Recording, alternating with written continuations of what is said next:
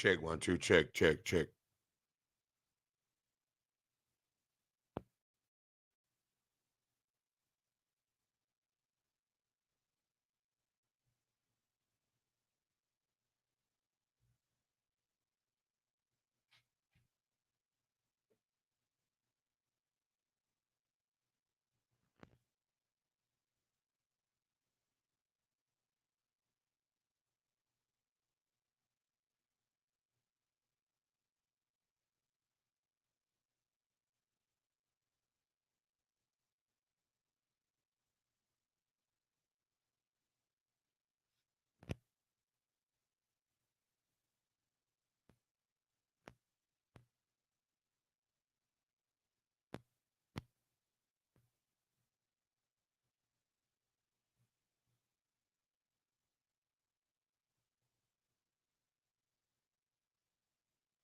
1 2 check 1 2 check.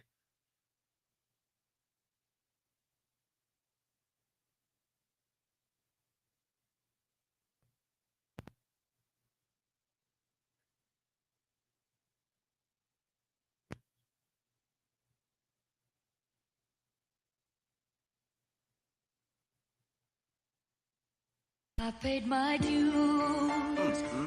Yikes. I paid my dues. I paid my dues. I paid my dues. G shit.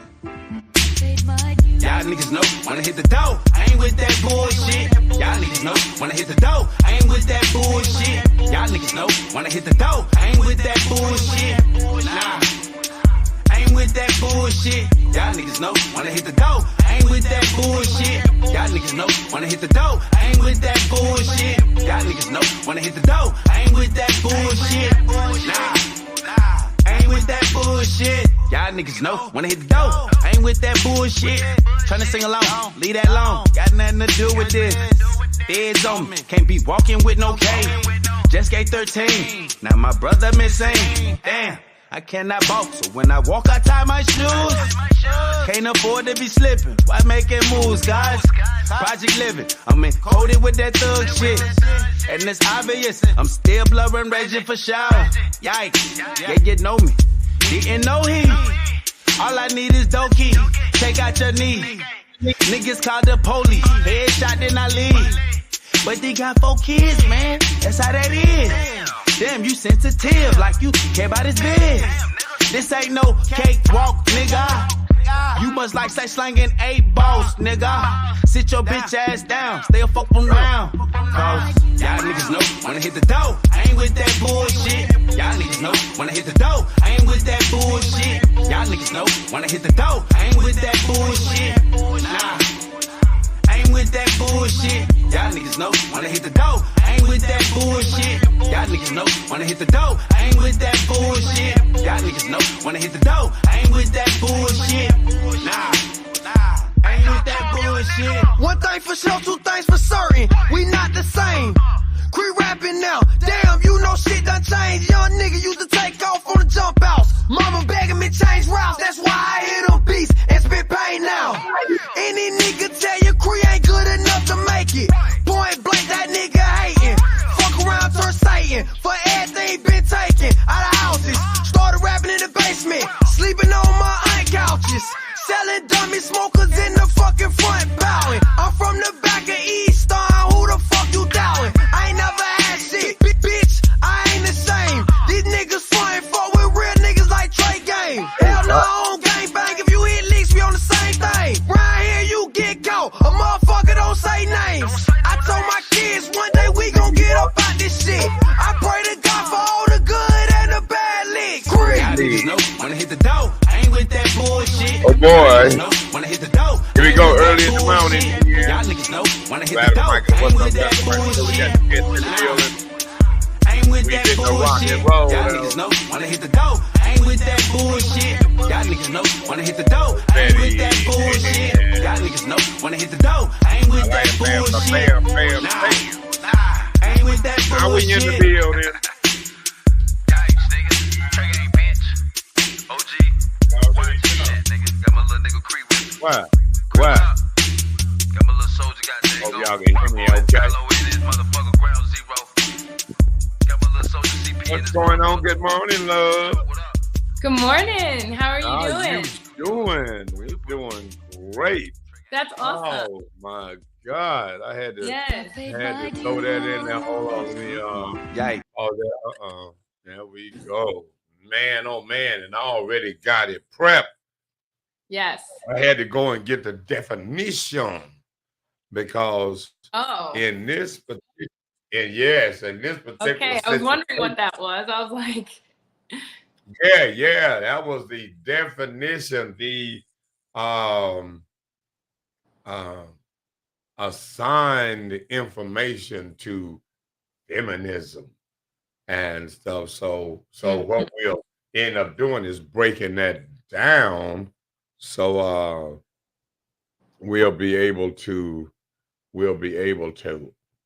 explain it to folks and break it down, and not only that, break down what that definition implies, and then you can go from your perspective, and then I can pretty much fill in mine. What I'm gonna do first here before I get too far gone is share this show around the board so that we get some potential eyeballs on what we doing here.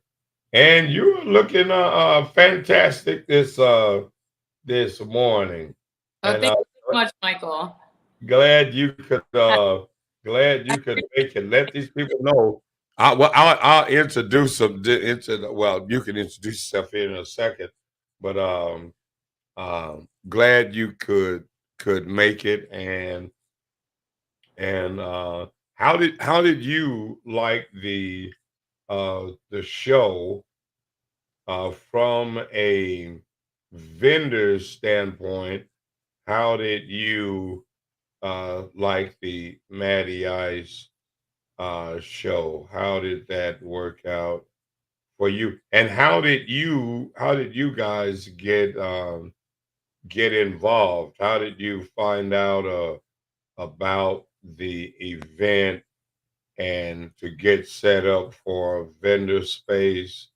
What was that process like? Yeah. So we really enjoyed tabling at the event on Saturday, and I believe you're referring to the 16 bar freestyle event that Matty Ice and the Rap Arena put together. Mhm. It's a really well organized event. I think it went through seamless, especially towards the end, the last couple rounds. A lot of the talent was really high quality, high caliber lyricism. There weren't many in the last couple rounds that didn't belong there, and I got a chance to see a lot of the Phoenix talent. And I actually was able to recruit a grassroots leader out of that, a kid friendly, who is a self-proclaimed like gospel rapper. He really impressed me. So I actually ended up reaching out to him and seeing if we can collaborate. And all in all, it was pretty successful. We were able to spread the message of Black conservatism, or at least conservative values. Not really trying to press anything necessarily political, but to get people to start thinking about their lifestyles and the choices that they're making in their community, and whether it's building community or is it destroying communities. And so we reached out to Maddie and asked if he had opportunities for vendoring.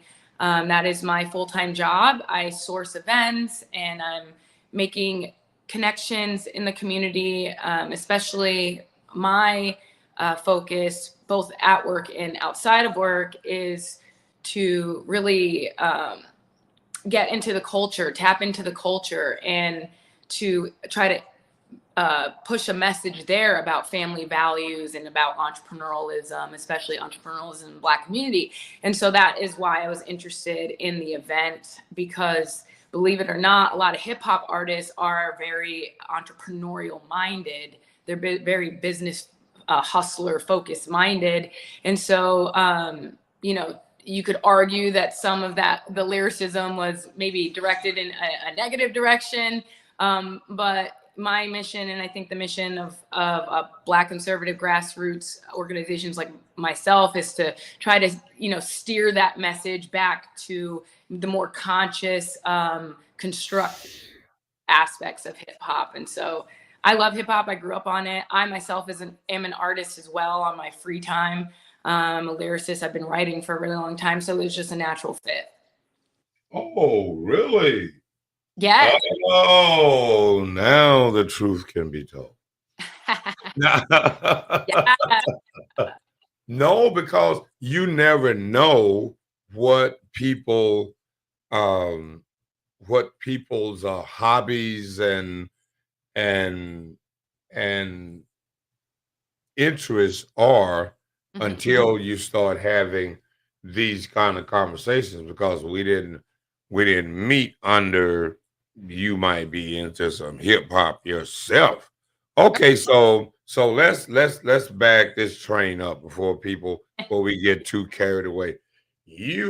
So who are you and where are you from? Explain to people who you are. Sure. My name is Lala Andrews. I'm originally from New England, so Connecticut, and right on the shoreline, born and raised. I'm a beach girl, and I'm definitely a New Englander at heart. I spent about 7, 8 years in Utah going to school, networking out there. That's where I first started recording my own music. But I've been writing music for a really long time. And that all started, like the recording and the performing started in 2009. And I come to Arizona by way of a job transfer. Actually, interesting enough, I used to work for this very well-known internet commerce company who transferred me out here to work in their central operations office, focusing on robotics. And I was a subject matter expert in that field, pertaining to that specific company. And I got caught up in this DEI, HR situation. And the really ironic part of it was I was the only woman of color that was even part of the team. I was the only woman that was really even part of the team. And I got pushed out by way of DEI by white liberal males. And so it's Oh, interesting. wait a minute. Hold on. Stop. You can tell when you swerving into what could have been a serious accident. Back up. Now explain to people what DEI is, and then we're gonna get to how that applied to white men. But anyway, Now this is gonna get crazy. I'm happy to explain my perspective on DEI, especially as a mixed race woman of color, so to speak, or what category they would put me on, what category they would put me in. DEI to me, at least in the way that it was delivered in a setting, it's supposed to include diversity. It's supposed to mean diversity, equity, inclusion. It's supposed to include Diversity, equity, and inclusion. That's what they say it means, but these are right. That's what the DEI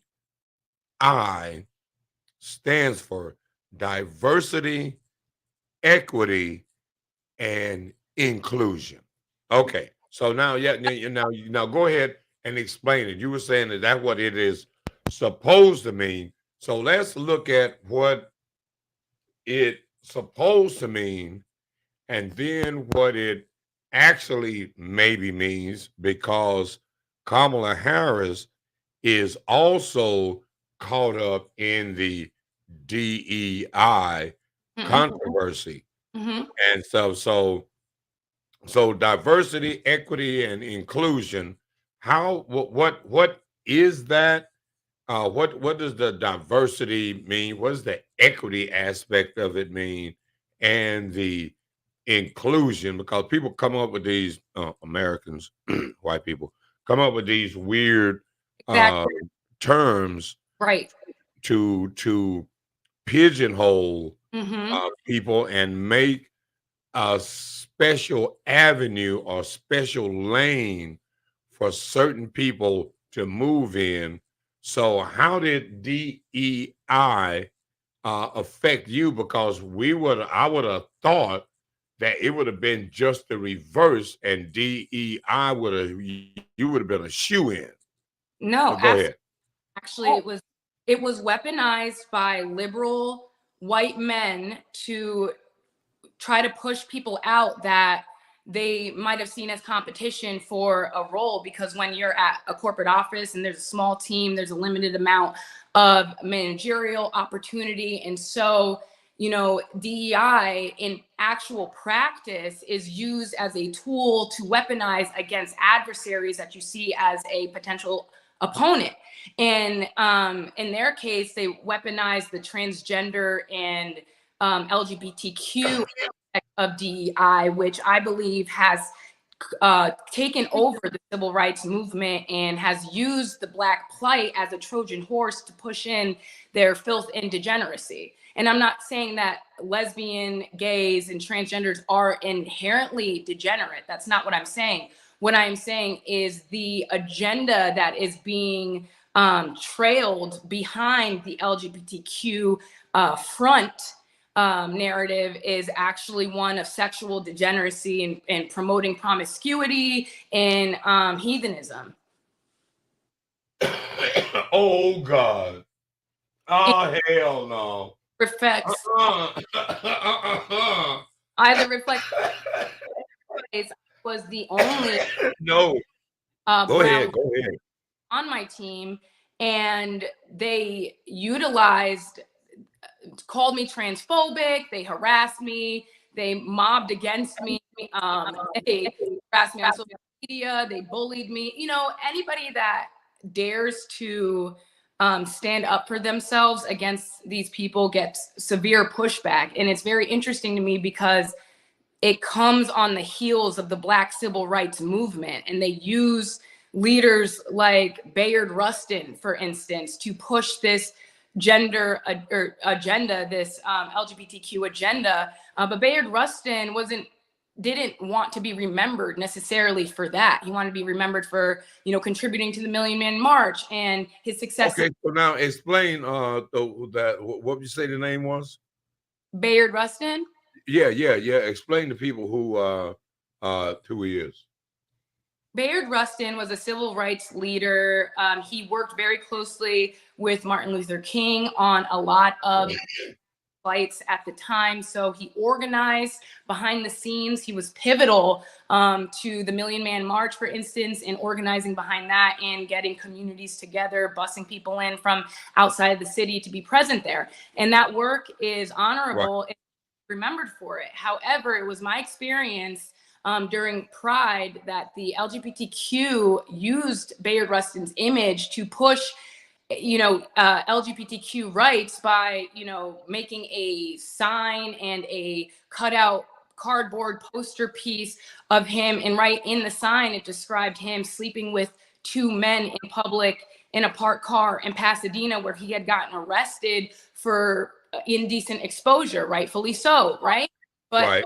Bayard Rustin had pardoned him like years and years after he died for this, as like a signal of some type of civil rights benchmark. And he used it because Bayard Rustin, in my opinion, this is why he used Bayard Rustin, was because he was a Black man. And so he was able to usher in this LGBT agenda on the face of Bayard Rustin, using him as a Trojan horse, basically, to get into, to justify and legitimize their civil rights plight, which in my opinion is not the same. And I am the Black American issue being lumped in with the LGBTQIA plus issue, because they are not the same, but it benefits the LGBTQ plus community to latch on to the Black civil rights movement because it legitimizes them, because you can't argue their degree of what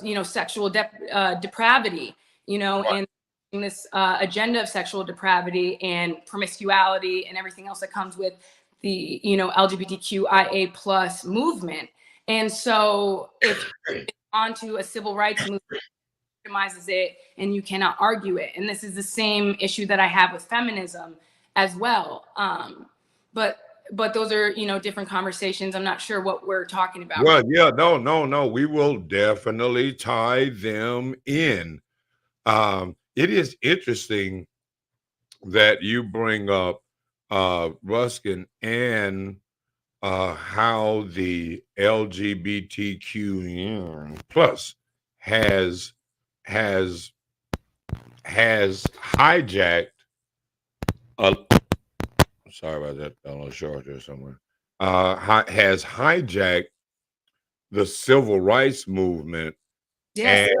And this happened with George Floyd most recently, and Oh, yeah. Black Lives Matter. Very great point. Because now, do you have some understanding and information about how the umbrella organization of Black Lives Matter and their LGBTQ plus agenda was attached to Black Lives Matter? Yes, I mean, if you watch Candace Owens's documentary, and people have a lot to say about her, you can like her or not. She's a love or hate type of person, but I think recently, I would say in the last 2 years, she has really come out with some really great content that is worth just reviewing, for even if just for research. One of them is the documentary that she did on the Daily Wire about George Floyd, and she goes into detail and she does very great citations. She goes through the tax returns of Black Lives Matter and where they got their funding from, who did the donations, and where did their donations also go.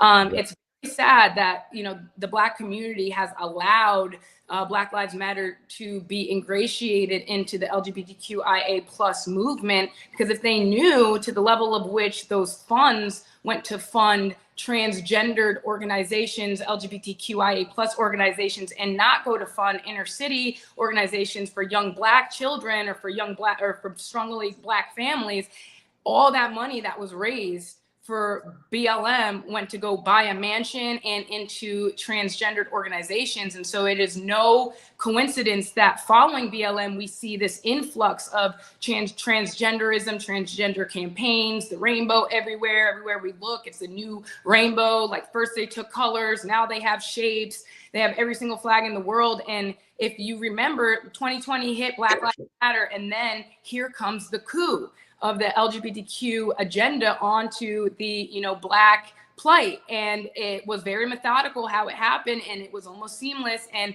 they thought that they were just going to come in and no one was going to realize it. But I saw it immediately, even before I watched Candace's documentary. I was, wait, hold up. I thought we were talking about police brutality and the Black history and legacy in this country. How did it turn into transgenderism and hormones for kids like overnight? It was like the conversation completely left the dialogue, and it came into now Black trans rights. And now you start seeing them trying to ingratiate themselves, Black trans rights, and then to trans rights and the LGBTQIA plus rights. Now, I'm not to say that there isn't room and space for them within the 14th Amendment.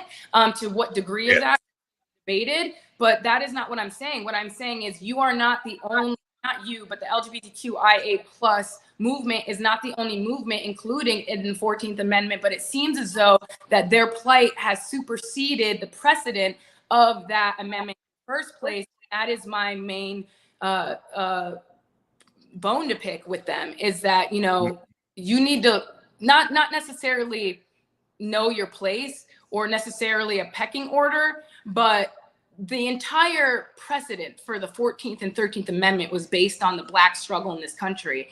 And it is just exhausting that rather than, rectifying that and digging into that, they're just cutting the line, so to speak. And Mm-hmm. that rubbed me the wrong way. And I saw it, and it affected me on a firsthand basis in regards to my employment, and not capitulating to their agenda, not capitulating to the LGBTQIA plus movement as it pertains to censorship on my First Amendment outside of work, as it pertained to even being harassed, and me making formal complaints against being harassed by them, both sexual harassment, where they completely and without filter explain and divulge their private bedroom life in a work setting. Those are all things that I must capitulate to right now in 2024 in America, when working for a Fortune 500 company. And it is because of their funding. It is because of many, many things that we could get. Okay, hold on, right there. Sorry. Oh Lord, you got It is too much. You got too much. You got too much information. Hold on. Now, see, I'm the guy that see, this is where I start to get into those gray areas. We got to name the name of this company, right? I know you want to be nice and you want to be political, probably, and everything, but this is the year of truth. Cat Williams, a comedian, had to be the one to say that. And under these kind of circumstances, as articulate as you are, as the way that you express your platform, explain the platform, your areas that that you are unhappy, unpleased with, comes across so great and so professional. Oh, thank you. For a company in America, a Fortune 500 company in America, that let this lady go on some politics. Oh, no, we got to talk about you. As a matter of fact, I might be giving you a call. You don't get to get away. That's one of the great things that we have now with serious black TV. Oh, now we the news for real, for real, real. And when our camera guy come and knock on your door, the last thing you want to do is say we ain't available. Because that's just going to make us think, oh, so you're trying to hide something now. Okay, cool. So now I got to be digging through your trash can. Now I got to be all in your windows late at night and stuff. I got to have a drone over your house and everything. Oh no, dude, we coming for you. So now, who are these people? Who these people is that done messed around and got tied up with street news, Phoenix street news, and TV? You about to be straight up busted. Who this is? Now, there are legal. I am going to refrain from saying the company's name because I am Directly, yeah, because we don't want to be liable. We don't have no deep pockets. But some of y'all kids gonna come up missing. I tell you what, if you try to sue me, and that is not a threat, that's a promise. We ain't playing around here with y'all. I'm serious. Anyway, go ahead. I mean that has nothing to do with this show, and just look over what I just said. But anyway, who is these people indirectly? What do they do? They are a Fortune 500 e-commerce company that has virtually a monopoly on e-commerce in the United States and pursuing. Oh, you're talking about Google? No. Okay, not No, Google. close. Okay, Google, Microsoft, uh, Insight. Let me see. Ooh, well, that's okay. That's okay. We'll get a list and we just go through the list, and then we'll have the audience pick who they think it might be. Oh, they'll find out. Yeah, go ahead. So, that is also an issue, right? When you are one of the biggest employers in the world, and now you are forcing your employees to capitulate to this filth.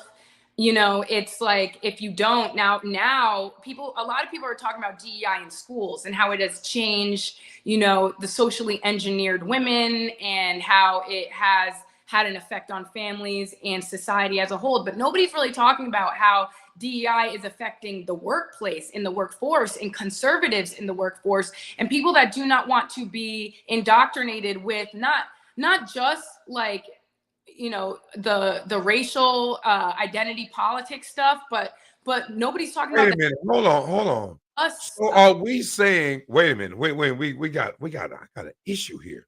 So wait a minute. So what we're saying is diversity is actually a cover name for LGBTQ.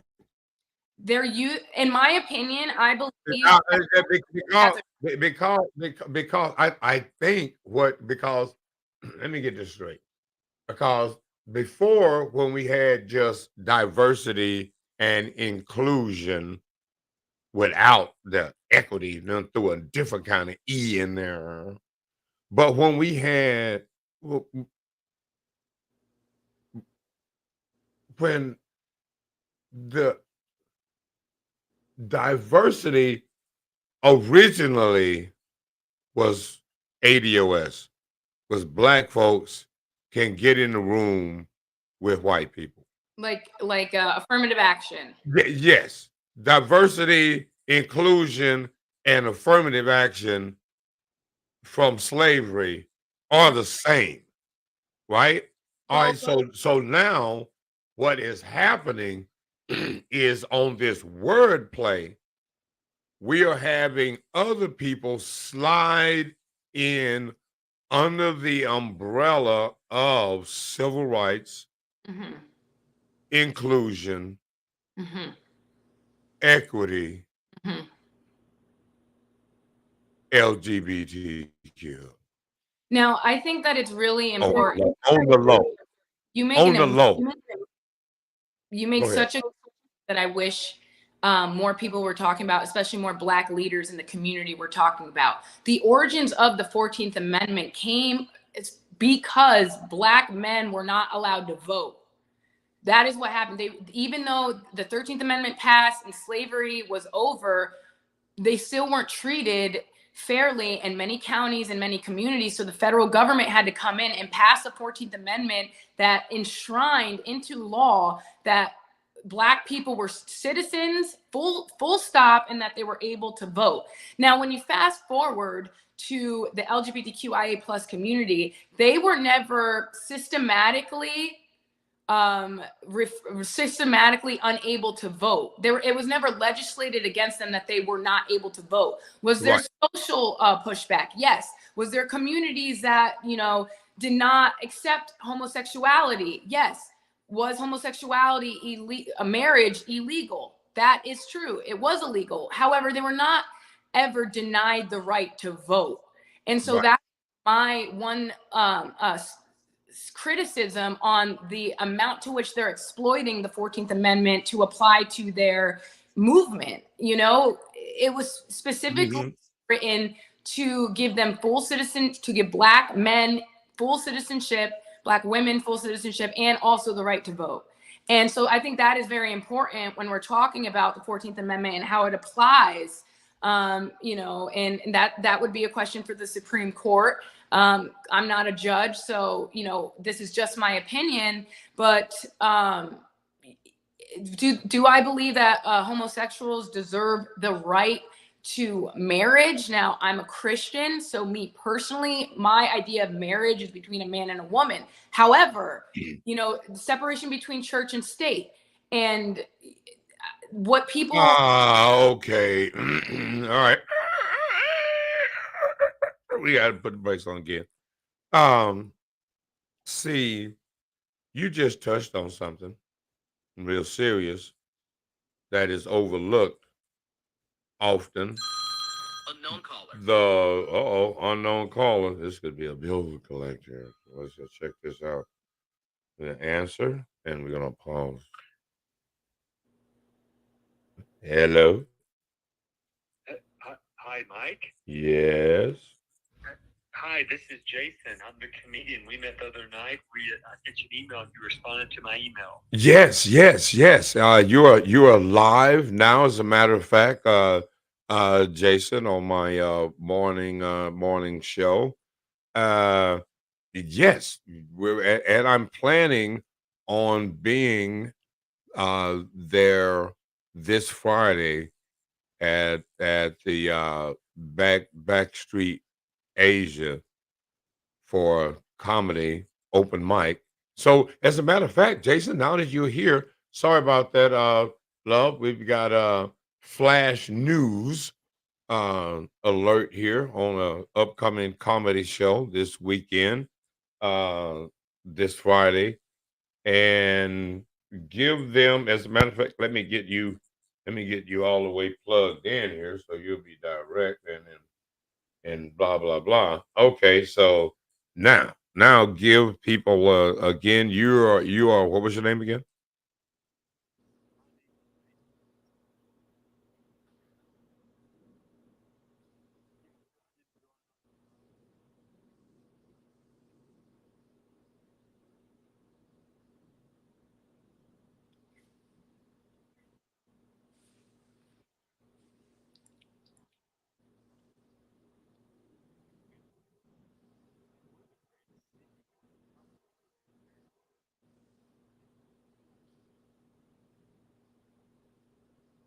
Hmm.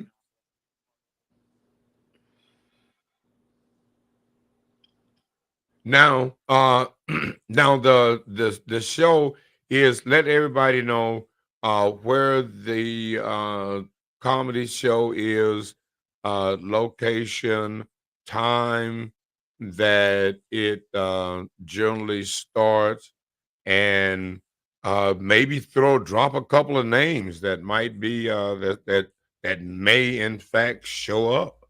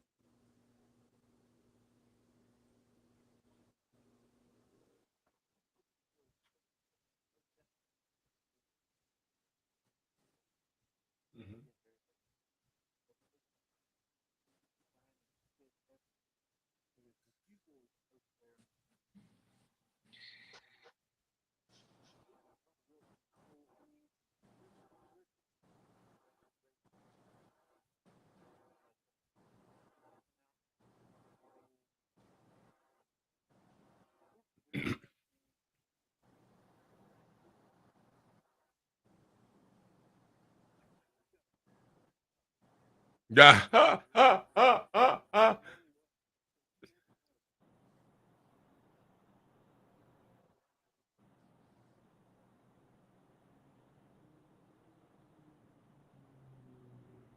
Well, I would like to eventually end up doing bringing that comedy, those comedians, to my podcast, so that which slash TV, because some of the programming that I do on the podcast actually ends up on our TV show, on the TV station, which you can view at our website, phoenixstreetnews.com.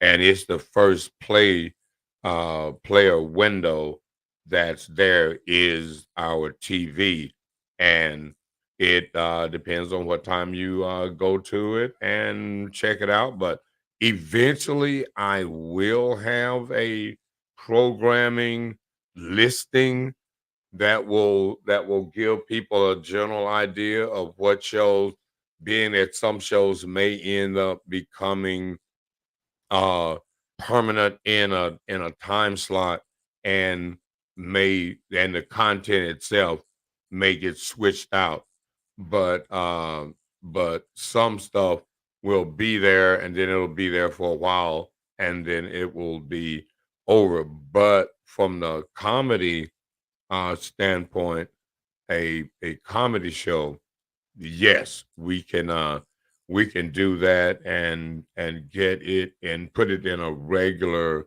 time slot, and we'll discuss it. We'll discuss it. I got your number now. I wrote it down. What's your name again? Jason Amos.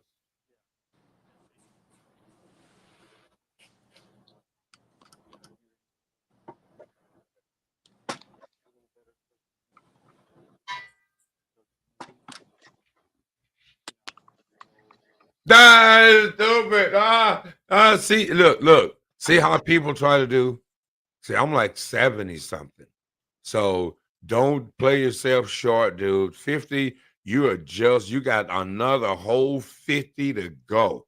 So you gotta look for that next 50, how that's gonna work out. So social media, now, hell, just hire a cheap AI program to do it for you. Well, I mean, it's like having cheap labor nowadays with AI. You can, like, generally that person that does whatever AI is, writes songs, or makes a movie, or whatever the AI you hired the little AI midget for. And we don't want to use midget like midgets, but I'm just saying AI is tiny and stuff. It can fit right into your computer. So I'm thinking, if you can hire AI for like pennies to do stuff, oh hell yeah, this shit is better than slavery. Anyway, I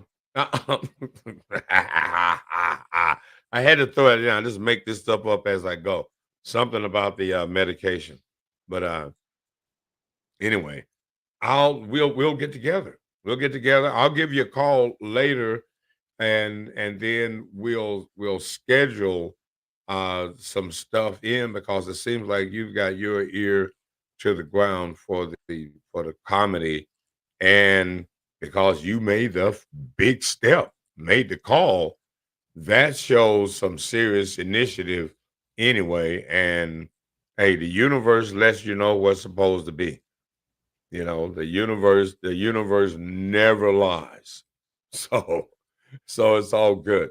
So, but anyway, Jason, I'm gonna finish up what we're doing. Thank you for tuning in on the spur of the moment. Never you never know when you call me whether or not your ass is gonna be live on PSN TV. I just made that up as I go. Anyway, how you doing? So, Jason, until next time, bro. I'll give you a call later. Yeah. Uh, no problem. Thank you. Bye bye. Ladies and gentlemen, that's the way it can happen. Yeah. Okay. I don't know what happened there, but oh, sorry. That mute that. That's a modern technology. You can just plug your phone right in, and bam, you've got instant callers from around the world, and you can tap into the numbers on the screen. Lady, let's get back to where we were, because hey, and I've got your button here that you gave me, breaking news. Breaking news, ladies and gentlemen. Families need fathers. hmm That's We're right. gonna get into that as we do some feminism. But this right here is under the umbrella I think, of feminism. It absolutely. Oh Lord, you took off on that right away. It absolutely is. So kind of explain how feminism. Oh, so let's do this. Um what feminism is as they defined it on the computer and stuff. It's about respecting diverse women's experiences, identities, knowledge, and strength, and striving to empower all women to realize their full rights. Now, you know what? Just in that little opening statement, let me see, it's about leveling the playing field between genders and ensuring that diverse women and girls have the same opportunities in life available to boys and men. Now, for one, let me show y'all how stupid this is off the bat. Mm-hmm. Respect the diverse women's experience, identities. I don't know how many different identities women can have other than a woman identity. Now, your experiences, you're gonna have some experiences. And we're gonna go through some of the experiences you should have, and then some of the experiences you want to go. I don't care if you want to be a truck driver. Not really. If you want to experience being a truck driver, I don't care if you want to experience being a truck driver. The thing about it is that you're not a provider, and you're gonna get that truck driving job. That you want to be diverse and go in and get that truck driving job. That's for a person that is going to be a provider, that is going to take care of a wife and a family, build a home, and the whole deal. So you're going to go and get that job from a provider. And now, are you going to be a provider? Are you wanting to be that equal that you're going to go and get the man's job? And now, are you going to go and do man's work? Are you going to go and get a husband and some kids and raise a family? Are we talking about that kind of equality? Are we talking about you just trying to get in a man's door to play? Because we ain't here to play. Where men are, the space that we are in is not a place to play. It's not where you play a man. This where you got to be a man in our space, because we're designed to provide, take care of the family, the kids, the community. Now, if you want to get in the diverse stage, place, and call yourself equal, don't call yourself equal if you ain't prepared to be equal. Mm-hmm. That means bring some nuts to the table. Ovaries ain't gonna work over here. I'm just letting you know. They ain't gonna work over here because we stand on real business in the man lane. We bust heads in the man lane. We don't have no mercy in the man's lane. That's men. Y'all can call it toxic. You can call it whatever you want to. That's nuts, testicles, huevos, whatever kind of name you want to have for them things that swing. And we bringing them. And we ain't carving out no special space for women that don't do what we do. Because we provide. We don't want to hear about you talking about your significant dude ain't pulling his weight now, so now he ain't equal. No, you in that lane now. Pick up the slack. Pick up the slack. But that's what they want. They want. What I've noticed Go ahead. with is that they want the respect, they want the money, they want the title, but they don't want the responsibility that comes with that. They You know, don't. hear these women that are educated, they have their master's degree, they're business owners, they're, you know, the senior operations manager, or they're, you know, they own 2 houses but they don't have any kids, but they want the same respect as a man. But then they're unhappy when they're dating the man that you just mentioned, that isn't the provider, that's, you know, riding the passenger seat and there for the ride. Like, they become unhappy and resentful for that, because there is this denial of biology that is so it's control.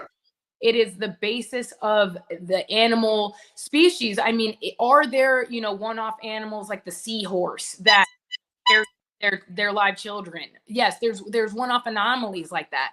However, if you examine the animal kingdom, you will realize that it's predominantly the male species that creates the nest, or the male species that, you know, does the song and the dance and has all the colors to try to persuade the female to come to reproduce. It's the man that does that work. It's the man that's the provider. If you track that throughout nature, and if you know, have any, you know, religious affiliation in the Abrahamic religions, they teach that as well. That's why there's such an assault on the Abrahamic religions, especially, you know, Christianity and Islam, because they have that foundation of, you know, the masculine patriarchy, which the feminists, you know, fight against. And it's their biggest rival, which is anti-God in nature. And that brings me to my point about feminism, which I think is really important for people to understand.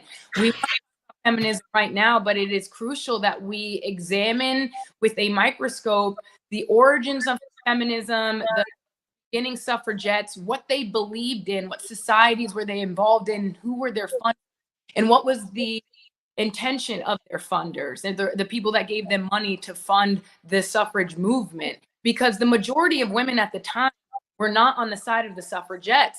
There was almost like 4% of women wanted the suffragettes agenda. The majority of women did not want to be out of the house, working in these factories away from their children.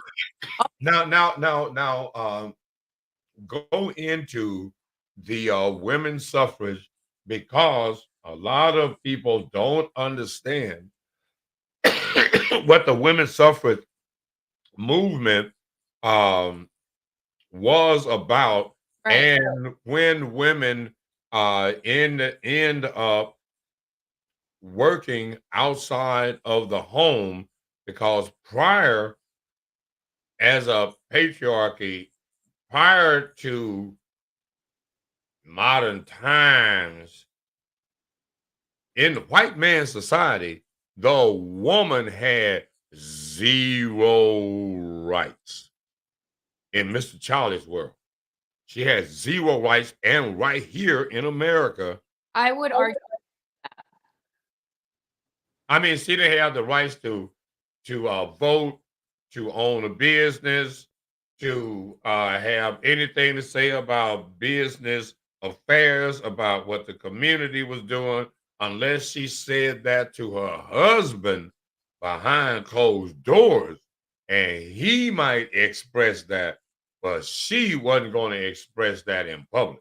Well, the reason for that was because the majority of women were married and were part of a 2-parent household. And up until the Great Depression, there was no public school system. That was a institution that was created out of the Great Depression, funded predominantly by the Rockefeller Foundation, to create soldiers and to create workers for their factories. So up until that point, women were so wholly in charge of the community. Quite frankly, they were in charge of Hold children, on. No. I just, every now and then, I'd like to pop in, because you touched on something about public education, the beginning of public education. Mhm. And That was what go ahead. feminism so much, and why the majority of their funds came from these, you know, high-level capitalists, industrialists, Gilded Age billionaires. Now, check this out. Factories. We have so a number of issues that have been ongoing with the public education system, and that little bit of information that you just laid out kind of gives the kind of adds to the foundation of how public education was created. And the declaration for public education written by a guy that also put the hammer, put the wrench in reparation, Andrew Jackson. Andrew Jackson at in the early stages of Andrew Johnson. I think he was a document that he had written laid the foundation for public education, which was if public education was going to be funded by public tax dollars, there had to be a built-in disparity between the quality of education rich whites got versus poor whites. During the time of the creation of public education, Black people were slaves, and it was illegal to educate us. Prior to public education, people were educated at home or by the church. Go ahead. Well, you do touch on a great you do touch on a great point, creating that distinction between poor whites and rich elitist whites, because in the formation of this country, those rich elitist plutocracy class did not see a difference between poor whites and Black people. The creation of race was made by that class of people to sow division between the lower classes so that we could fight against each other and completely ignore the fact that they were embezzling our country and embezzling, tax dollars, which they remain to do today. And that plutocracy and those elite families still exist today. And they are, the people that I'm talking about right now, when we're talking about the public education, the Rockefeller Foundation and how they funded public education system to create a labor force and to create good soldiers. It was not made to create free thinking entrepreneurs who will go out and build a business and make a name for themselves. The public education system was specifically created to make good labor workers, to create slaves. And so that's important to have the woman out of the house, because she was the primary provider for education and rearing of the children. So to say that women, had no rights, that is a significant opportunity. That is a God-given, job that we have to rear up our children in the right way and to be responsible for their mentality and their intellect and their ability to read and have literacy. Women dominated literacy for the last 3 centuries of America. We have always been in the Western world highly educated. You say that in the white man's world, women had no rights. You might be talking about voting, different things like that. Well, women were part of a 2-parent household. Most of them were married. Like 90% of women were married. 90% of births were had in 2-parent households up until like the 60s. So the reason for that was because the white man's Western world, unlike many other parts of the world, did put a importance on the literacy rate of women. Did they, other things about owning a business and the financial aspect, that can be debated, but that is something that is specific to the Western world. But I digress from that. To get back to the suffrage movement and to women in the labor force, it benefited these industrialists to have women out of the house because, 1, they could tax them. 2, they could pay them less than a man. So it was cheap labor to get women to work into these factories. And remember, this happened during the Gilded Age, during the turn of the century, the Industrial Revolution. This was when the suffragettes and the suffrage movement was really taking place at parallel to the Industrial Revolution and these influx of factories in the inner city. So they needed a workforce for that. While they were making wars and men were off to war, they needed people to still work in those factories to tax them. So it doubled the income tax twice. Like it doubled it. Ain't the man just sharp? But the most part of that, Go ahead. It's all by design. But the most sinister part about getting the women out of the house isn't necessarily to tax them, but it's also the fact that who's going to raise these kids now? So now and education system has brought all of these children whose mothers are out of the home creating a second income. Now they are able to be indoctrinated by the state. They're state indoctrinated to go work for the state, to be taxed by the state, and to create a slave worker class. And that is what we have come to now. But in the 21st century, now we're talking about AI that's taking over jobs. So where are all these people going to go? You know, that this worker class that has been created by this plutocracy.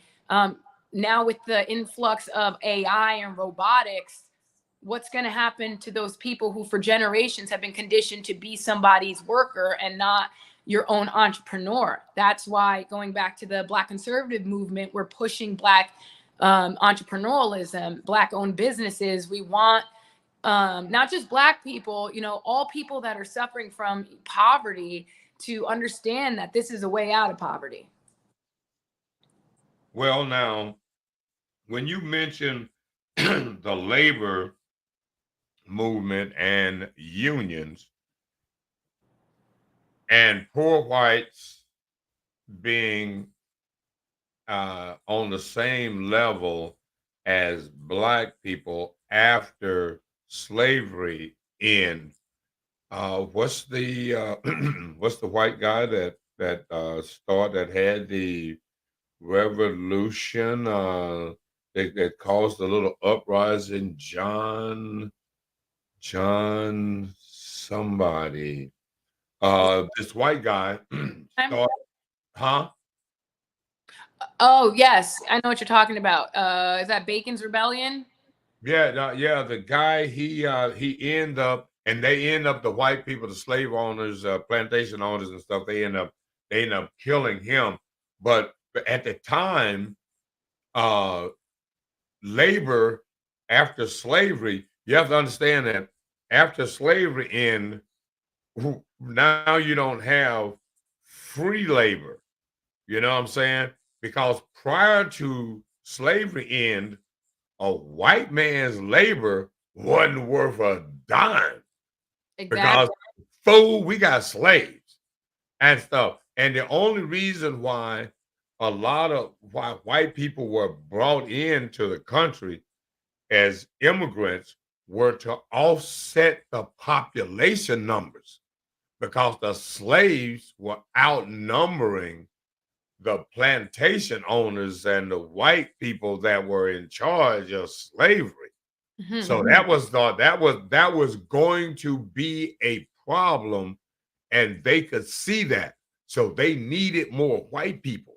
So they started bringing those white people in from Europe and giving them land. That's why they just brought them over here and they're like, oh, yo, bro, you can just come over here. You can be a squatter. You can do whatever. Come over here, man. There's shit over here for you. We just need some white bodies over here to offset these blacks, these niggas, these slaves.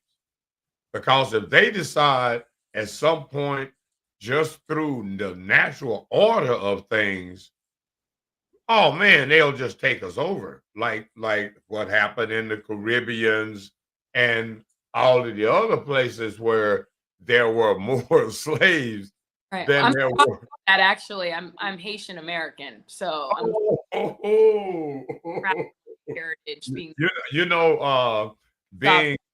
the West. Haitian, you guys are the most hated in the hemisphere, Well, because if you got haters, you ain't doing much, right? yeah, because you are the only black slave colony in the Caribbeans that fought and won their own freedom. That's right. That, everybody else was just given their freedom. The Haitians actually fought Napoleon's army and beat their ass and end up being hated by all Europeans all around the world for that defeat, and is one of the reasons why Haiti suffers like it suffers, is because white folks don't forget. I don't know what about the rest of y'all. Whatever y'all thought about this, they don't forget. And I think You know, the the condition that Haiti is in right now directly links to that time period because Napoleon had threatened Haiti that he would return again if they didn't pay. I think it was like $1.9 billion or 19, something like that, billions of dollars. And that tax for their freedom, even after they beat Napoleon's army, is what they had been paying off for, you know, the last century plus. And you could see how that has affected Haiti now, in addition to, you know, interventions from different intelligence agencies of the Western world. But we won't even go into that, you know, aspect of Haiti and where Haiti's at right now and how the fallout has happened. But Haitian people are very prideful, and they, no matter what condition that they're in right now, don't for a second of your life think that's who they've always been. Even 30 years ago, 40 years ago, you know, my mom tells me that Haiti was a beautiful place to visit. She met her first husband in Haiti, and he was, you know, a veteran of Korea, and he used to go there to vacation, and it was a beautiful vacation spot in the Caribbean. And you know, different things have changed, different coups of the government, civil war, and you know, all of those things are to say, you know, why Haiti is at the place that it is now. But don't think that we're just like flea-ridden, you know, starving children or something like that. Like, we have a very rich culture that I'm extremely proud of, and no matter what condition the country's in right now, I will always be proud to be of Haitian descent. that is great. What? See, you know, we with that DEI, we're gonna have we got some issues. We're gonna have some issues because your girlfriend Pierre, the press secretary, is Haitian. Yeah, but she figure piece. She got caught the other day, like tweeting for Biden. I mean, does she even believe in anything Well, herself? no. See, this is the thing. We're gonna get. You're gonna have to come back on the show. Oh hell no! You're gonna have to come back on the show. That's the No, difference. no, no. You might have to be our political commentator or something. No, no, no, no, no. You got too much information. Well read, well bred person. Do you speak French? I do. But Oh, huh? yeah. Yeah. See now, okay, You know, this is bon free. You know what I'm saying? A little griot.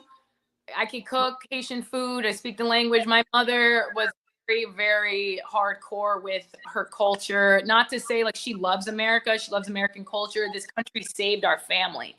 right. You know, my family literally comes from the slums. Even in Haiti, they were able to work themselves out up in class. My uncle, he comes to America on political asylum, running for president of Haiti. His house was bombed by Aristide, you know, but he had humble beginnings even in Haiti, you know. Right. And so I come from a family that no matter how hardcore their upbringing was, they don't believe in the victim mentality. They don't Right, believe, right. like, and so for them to come here to America to be business owners and homeowners, and you know, my cousins, one of my cousins that are from Haiti that came here, you know, 15 years ago, got her citizenship, green card, everything was legal. She's like a 3-time homeowner, 2-time business owner.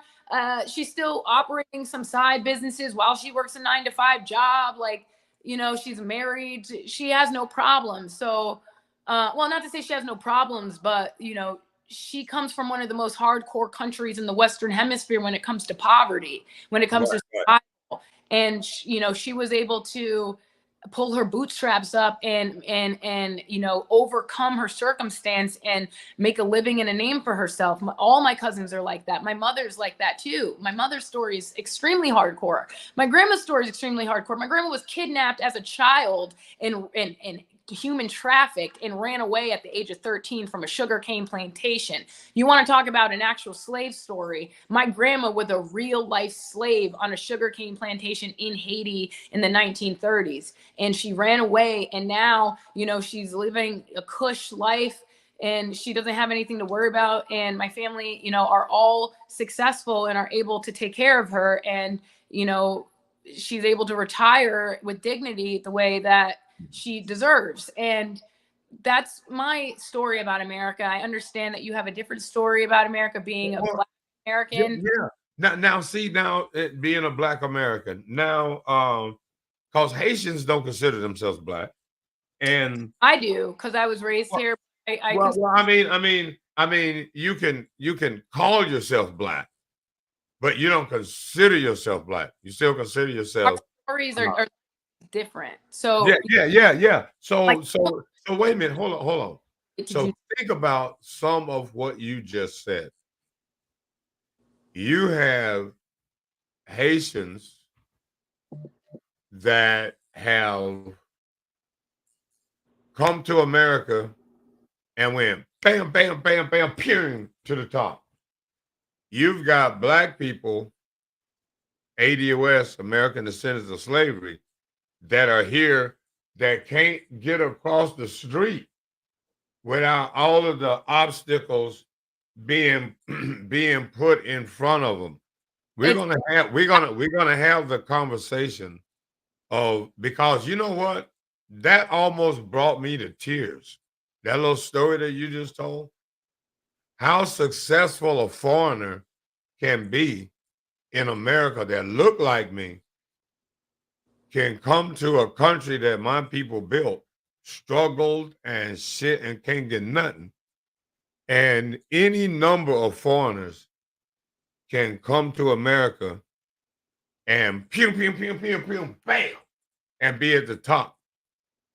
And we're going to have the conversation because what you need is Haitian TV now.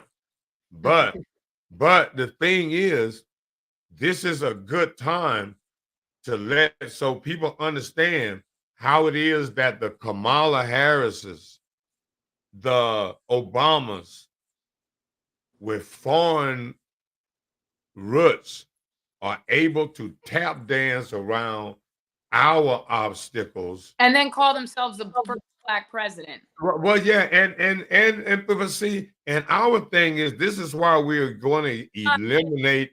This is why we're going to eliminate the term Black, Right. so that foreigners can't come in and assume our identity Right.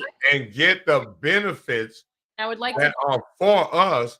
And then what white America does is says, see, we let somebody else make it. From a distance, yeah, we look the same. But when you check our stories, we are not the same. And why is it that the white man allows our not the same brothers to excel and keep holding us back and sticking his foot out in front of us when we come through, when we've been here to make everything available for everybody else to come here and enjoy? so So I it would was okay, so my take on that perspective is this. Coming first of all, Haiti is homogeneous predominantly, right? You have some, you know, light-skinned people, some white people here and there, but it's predominantly an environment that is like basically 99.9% Black, dark skin, dark, Haitian. like, you know, darker than you even, you know? Yeah. Oh, Um, yeah. so that's the same tribes from the diaspora, but once they hit the, you know, Western Hemisphere, the culture from Haiti being colonized by the French versus being colonized by Americans versus being colonized by the Spaniards, like in Dominican Republic, there were a lot of different waves to which those different colonial fathers implicated their, you know, tyranny basically, or their slavery. So to compare Haitian, so what you're talking about, why we are different, that's what I related to. Where, and there was also different kind of slavery over in America. There were No, no. What I'm saying is, and when it comes to coming to America, all French had their form of slavery, Spaniards had their form of slavery, Portuguese had their form of, British had their form of slavery. None of them were like American form of slavery at all. The French were brutal. In any comparison, one of the things that really identifies that is that most of is 99.9% of the Caribbean slave colonies are all predominantly African diaspora, predominantly tribes that if you trace the bloodlines or did the DNA of Haitians, of Jamaicans, of any of the other uh, uh, blacks or Africans, you're going to find a one or two bloodline: Nigerian, Ghanan, uh, uh, huh? Mostly from Yoruba and the Dahomey tribes. Okay, mostly from. Ooh, Lord, this is gonna be good. Oh no, we're gonna have to shit the and the homie tribe. All right, so now in America, we got a different set because I'm predominantly Nigerian and Ghanan. Right. Now, but I've got about 5 other African tribes mixed in, but predominantly Nigerian and Ghanan, which would mean that the majority of the import slaves that came to America were Nigerian and Ghanan. The majority of the slaves that the French brought to Hades were Dahomey and Ghana. All right, well, Dahomey and who? Yoruba, but those Yoruba. but are Nigerian and Ghanaian. So what we know of Nigeria and Ghana now, then the boundaries of those countries, right? So there are tribes within those countries. So there are like Igbo tribes that are Nigerian. There is Yoruba. There is Dahomey. Most of those are probably very small to the outskirts. These are all Nigerian tribes. So hold on. And because, overlap. Hold on. We got to have this conversation because when you mentioned Dahomey, we understand that there is a famous writer that was the last slave captured by the Dahomey and sent to America. He was I have to look up the book, and that this guy now, and all of this came up because of the movie Woman King. When Woman King came out, the real researchers dove into who are the Dahomey. Well, the Dahomey were eventually defeated, so that just tells. Hold on. Well, we know they were eventually defeated. All of them were eventually defeated. Right. What we want to do is we're going to slow it down. The Dahomey, who the Dahomey were, how the Dahomey even became, and what place they hold in history and in the slave trade. Because the French in the movie, and one of the things about movies always have a little truth and then a lot of bullshit.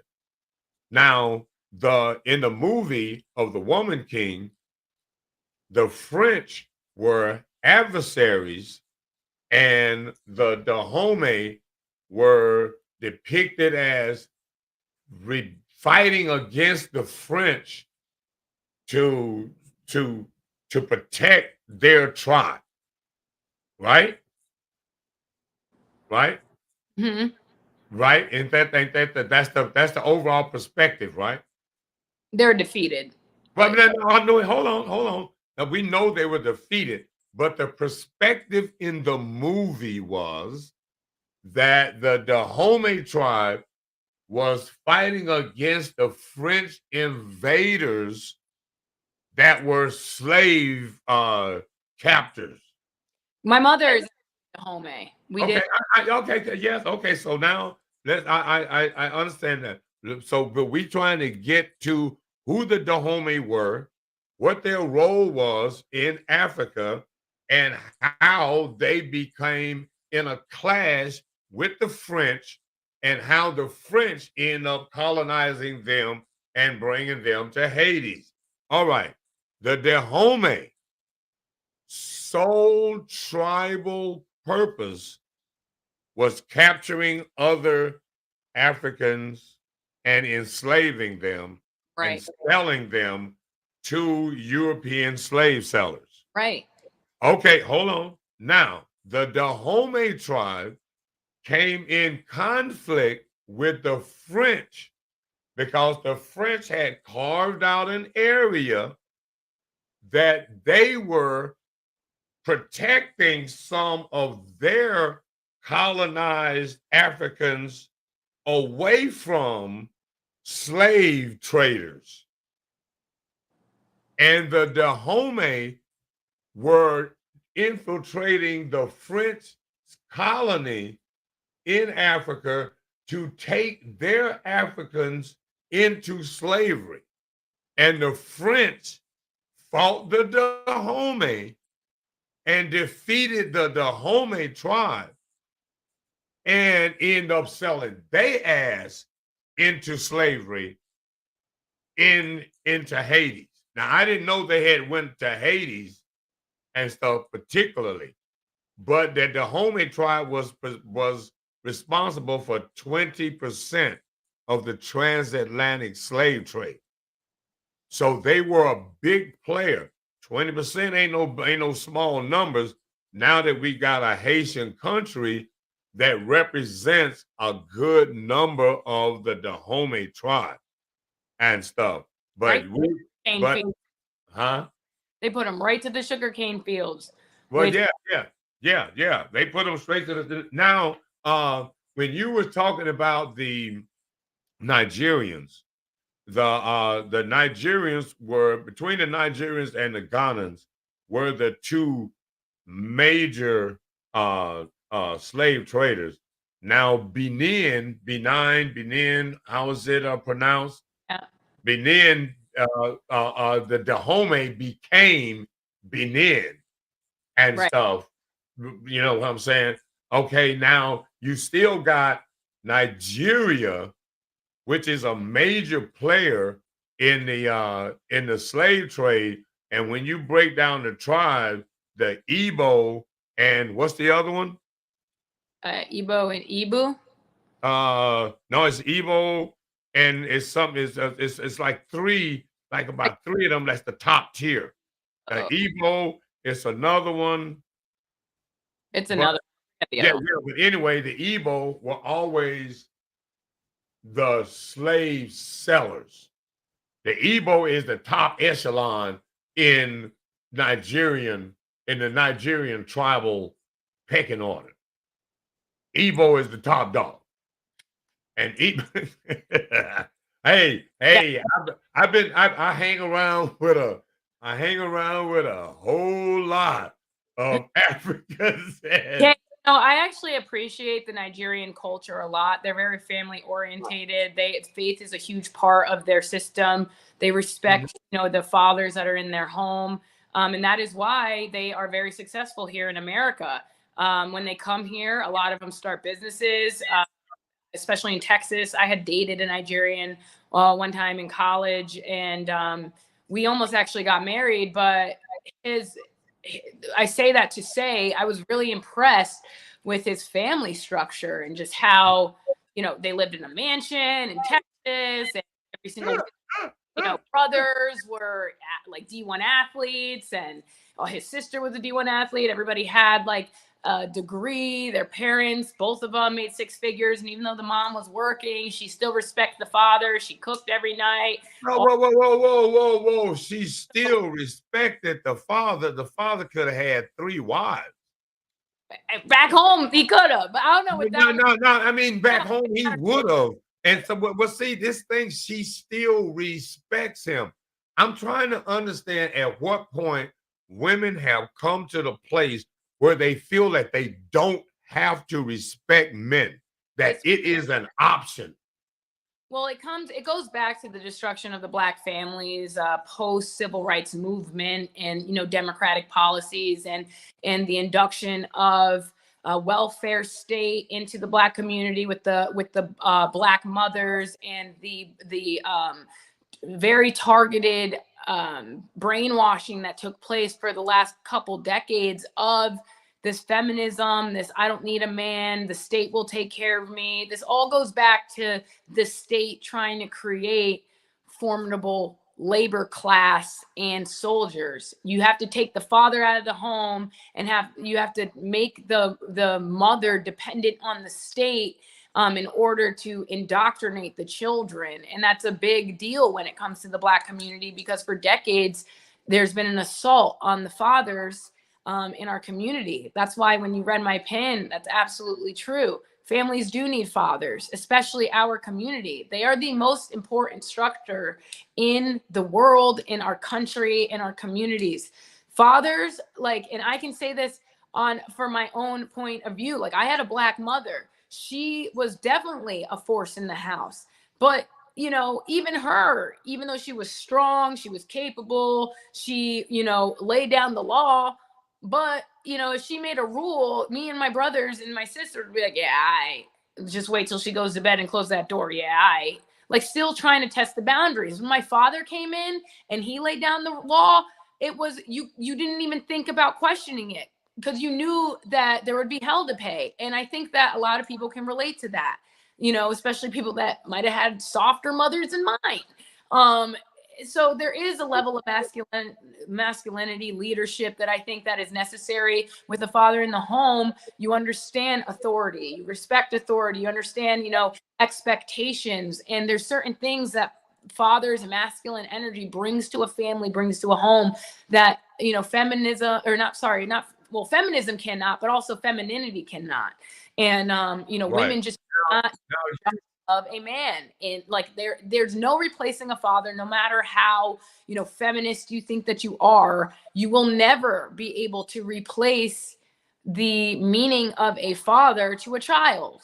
And that is what the message is, especially in regards to feminism and how it relates to our community. There's been a war and assault on the institution of marriage and the institution of a family, and that is because the state wants the black family and just Americans in general to be relying off the state. Because when you have a father ruling the house that's autonomy over his own family, that's sovereignty from the state, that's a problem. And that's a direct threat to a tyrannical government that wants to complete control and indoctrination to socially engineer a certain class of people. And that's what I believe. And that's what I believe.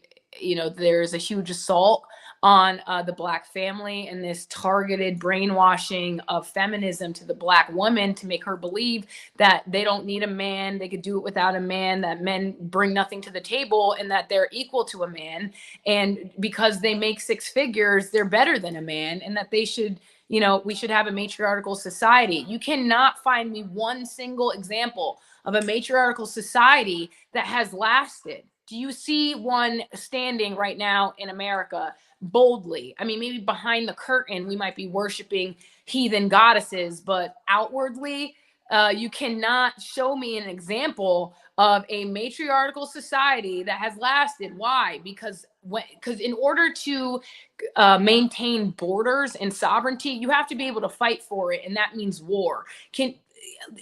Show me a feminist army that's going to be a strong masculine army. It's not going to happen, and that's why there isn't a civilization that is a matriarch that has survived. Oh boy, look at that right there, ladies and gentlemen. Did you just hear that? Wait a minute, hold on. You said something that was, oh my God, you got just gems here. That your mom was strong and lay down the law and don't y'all do this, don't y'all do that. I'm gonna slap you around, blah, blah, blah. And soon as she closed that door, y'all was like, ah, ah, ah, ah. Let's go do what we was gonna do. Oh yeah. But with a father in the house, with a man in the house, kids know the Period. law. And- Men and- bring law. and you and anybody with a dad in the house, and you can say what you want about them, but at the end of the day, once you get to be, my age, once you get to be like, 25 to 30, you start being grateful of the fact that you had a father that gave you some structure and discipline, because you look around you and you get into the world and you start meeting other people that were raised differently than you, right? And you start seeing how the effects of not having a father in the home to teach you respect for authority, to teach you discipline, to teach you all of these things that a father teaches his family. You see when someone does not have that, what happens to them in the world in that application. You don't have respect for authority, and you can even apply some of that to the case of black crime and why it's so prominent, and why we take the highest percentage of violent crime in America. Some of it you might want to contribute to, the black legacy with the police and with, the executive branch and the judicial branch of government. We could go through all those examples as well, but by and large, I would have to say the majority of black crime comes from the fact that the majority of black women are having babies outside of wedlock, and there are not nuclear families, and is not a strong father figure, and we need that more than anything, especially right now. And so that's about all the time I do have for today. I'm so sorry. No, sure, hell no. That was more than enough. When you mentioned that lack of respect for authority, that is one of the main things that has put black men in shackles, in the pen, in the graveyard, is a lack of respect for authority. But you learn If that if they older than you, like grown, got kids, they are authority over you. If they're the school teacher, they got authority over you. If they're the fireman, they got authority over you. If they your boss, they got authority over you. If they the police, they got authority over you. But our people have been raised to not respect authority. Well, And when you disrespect authority, there are consequences.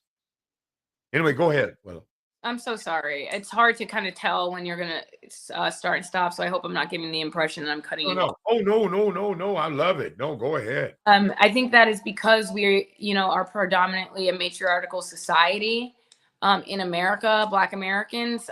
From my observation, again, being of a Haitian descent, it's different in Haiti. I mean, you can ask any Haitian that comes from the island. Men run everything, but they definitely, you say what you want where they're at right now, but everybody had a dad, that's for sure. Right. Now, you know what you mentioned about the welfare, and then and we're gonna let you get out of here. A lot of this started now 50 years ago, from 1974 to 2024. And because in the late 60s, mid 60s, black people were the most married in America. Right. And what happened was no fault divorce became law, where I ain't happy, could just get you to breast up a marriage. Feminism and welfare. And what black women did was just left the family for I don't need no man, y'all right. And the feminist women, white women still get married. And that feminist movement is almost like that feminist movement was aimed at black people. Well, we have to understand where feminism came from. We have to Oh understand. yeah. Explain that real quick with the genetics and population control Right. and the All geneticists. Go, progressive. explain that for them real quick. The Planned Parenthood folks. Right. And it's important to note these are all liberal progressive policies that they're still pushing now under the guise of femininity, feminism, and my body, my choice, and all that. This is all propaganda. When you go down to the source of all this, Margaret Sanger, she was a eugenicist. Even Susan B. Anthony, they make these like old white ladies seem like they're just these little innocent people, when in reality, when you read their journals and you read their writings, you find out that these people believe they came from Aleister Crowley circles. They were high-level occultists and sorcerers. They were, part of the Theosophical Society and the Golden Dawn and different things like that. And goddess worship, which is where the source of a lot of these beliefs come from, is the occult and heavy, sorcery. And so, pedaling forward when you're talking about, abortion rights and Margaret Sanger and eugenicists and population control and social engineering by way of, emotional manipulation, which is a, dark feminine trait that comes along the heels of femininity. All of these different tactics, MK Ultra, that was used on the Black community as propaganda to tell them that you don't need a man, you could do it on your own, rely on the state. Being reliant on the state is also intrinsic to feminism, because they saw the father as the barrier between, the family and the state, and also the woman in her liberation. So it is intrinsic to the feminist doctrine to have women be reliant on the state and not on a husband, because they saw the patriarchy and Christianity and God and that structure as the enemy. And it is the enemy when you're talking on a spiritual standpoint, not necessarily even religious, but from spiritual, high level. You're talking from the adversity of God is, occultism in Baal worship and Azrath worship, which is, the goddess of femininity or infertility and orgies and sex. What happens when you have orgies and sex? You have unwanted children that you need to abort, and Baal is the god of child sacrifice. This is all documented in the scriptures. So for anybody that's thinking that, oh, I'm just an atheist and the feminists are atheists and, my body, my choice. No, there's a spiritual component to this that has been very calculated to be taken out of history books by, women gender studies, directors of these institutions and these schools. They don't want you to know what these early suffragettes actually believed, that they were worshiping heathen goddesses. And that is because that is intrinsic to not only feminism and the adversity to the patriarchy and to the structure that God has put on this planet, if you're religious, from an Abrahamic religious point of view, but also it's in direct conflict to men and how men is the source of, women's oppression, which, by the way, the majority of women did not agree with at the turn of the century. It was a very small, like 4% of the female population that believed in what the suffragists were pushing. And they were funded,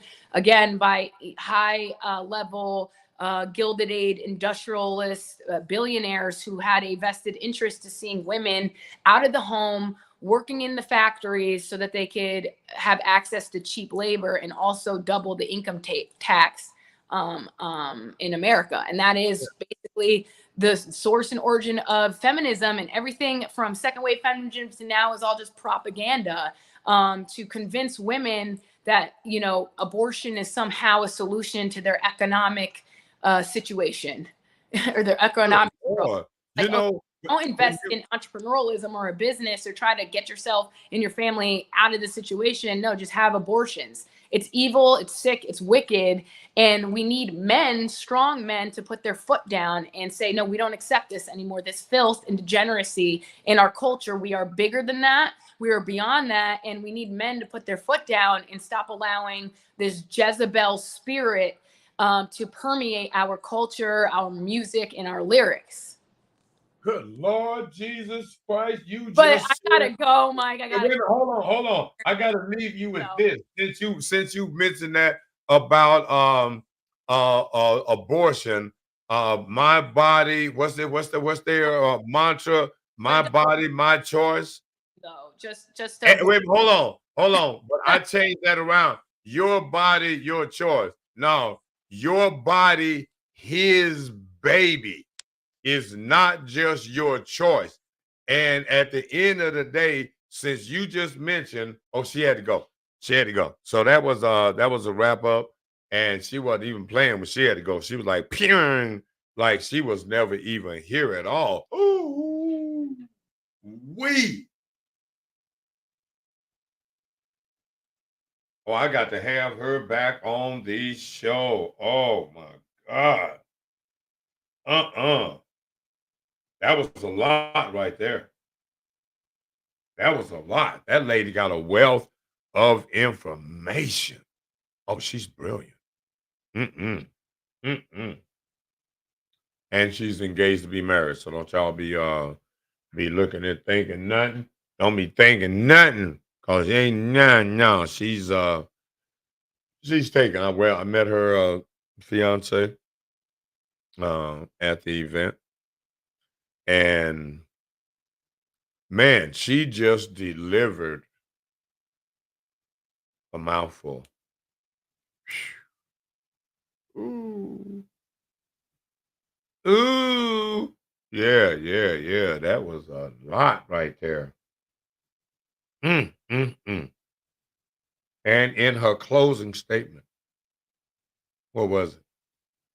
Men, you need to put your foot down. Get back to family. Marriage is a great thing, not a bad thing. Foundation of building wealth. The sooner you do it, the better you're gonna be.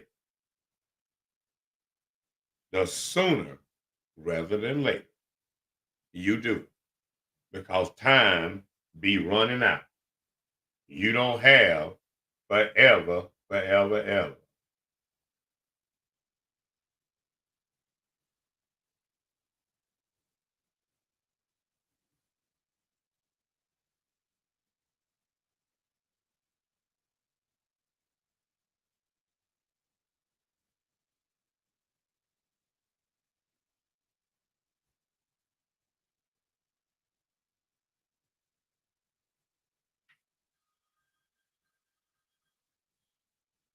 Uh, uh, uh, uh, uh. Oh, hello. It is I Trade Man, and what what a time for you to uh call in the first place because you get to be live on PSN TV and radio. Our podcast in session. How are you doing? Oh, well, finishing up a podcast actually. And you get to explain to people what I trade pay and buy is and right now for the world to know about, this will probably re-air on the TV side later on tonight.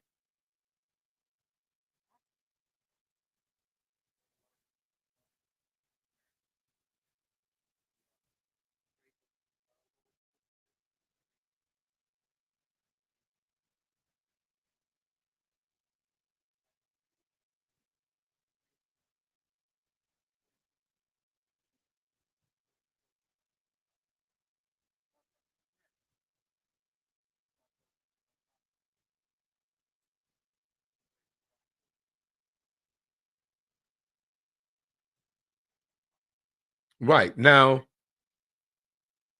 yeah. So now, and how did the trade I trade pay works? Can I explain that to people how they can get involved and what's kind of the nuts and bolts of bartering?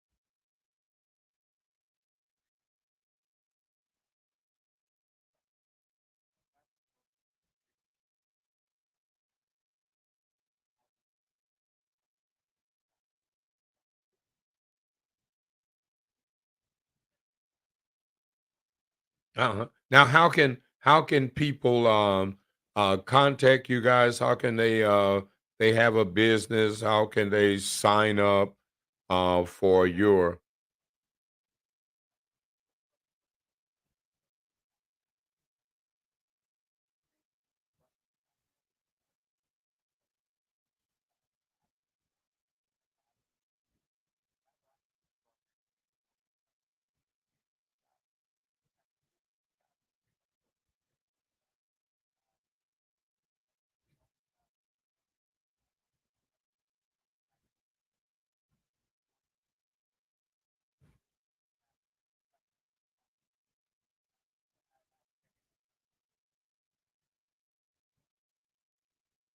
Oh, okay then. Well, that is what's going on there with the I Trade guy right here. I Trade Pay, where if you are a business, you have a business, you have a skill trade that you have, you can barter that service. Like, may for instance, you are a graphic design person, you make t-shirts, whatever, and you trade some t-shirts for the plumber guy that does some plumbing, and if there's some tax involved, you pay taxes, but labor is just an exchange fair across, dollar for dollar. Man, pretty much. That's pretty. And what I'll do is I'll call you right back after I end the show. I've got about a couple of minutes here, and I'll end the show, and that'll wrap this up, and then I'll call you back in a couple of minutes. No problem. Thank you. Bye bye. That's how we got over here.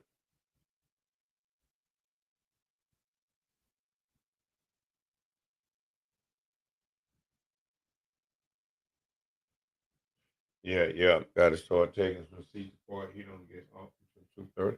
That's another job I got to do. That's why I had to get this show wrapped up, out of the way, and in the record books, because this show in its entirety will be aired later tonight at but there time we need to have this one here on there's a C by that there. Uh, uh, uh, uh, Man, this has been exciting. I had the comedy guy call in. I got to call the comedy guy back. I trade, pay, or you can barter, barter. Your services for other services. Man, and the guest. Oh my God. Mm, mm, mm, mm, mm. I almost no, I got to oh hell no. What's happening? I got to mm, mm, mm. Call her back.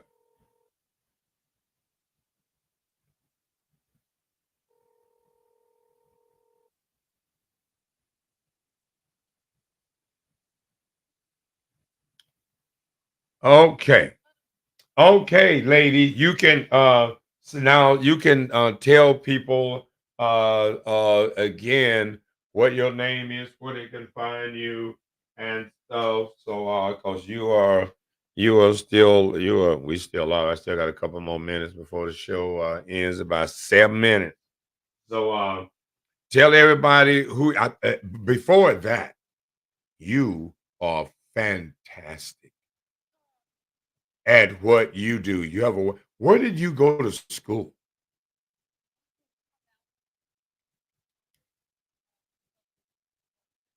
Uh-huh.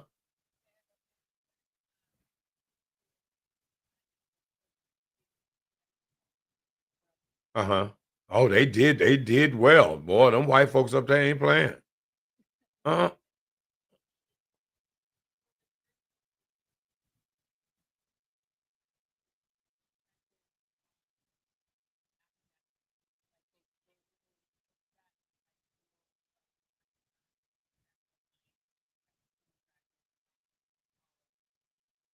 Hey, hey. That is fantastic. Yes, we I because and even though we're live and people don't I don't people people can't stop progress. But what I would like to do, you've got phew, we got like a couple of shows. I got to figure out how to I need you in the political side of the magazine and TV, but I am seeing Haitian TV and stuff. No, no, no, because for as a way for Haitians to be able to know uh what's going on in America for Haitians resources and things that blah blah blah blah blah and for people here to know what's going on in Hades and stuff so that it's just some, Haitian TV, Haitian party. What the hell? You know what I'm saying? But you got so much political and organizational skills that's just a a political show, which is what you're already doing. What's the name of the organization again that you with? Turning Point. Turning Point. So it is Turning Point TV, not Haitian TV. Don't get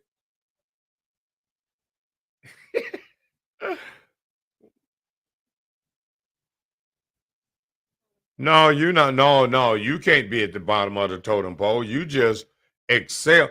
I tell you what, I bet you there's nobody else in the Turning Point organization that could have came on cold and had the kind of conversation that you had. Nah, now you'll probably be bigger than Turning Point. Uh, yeah.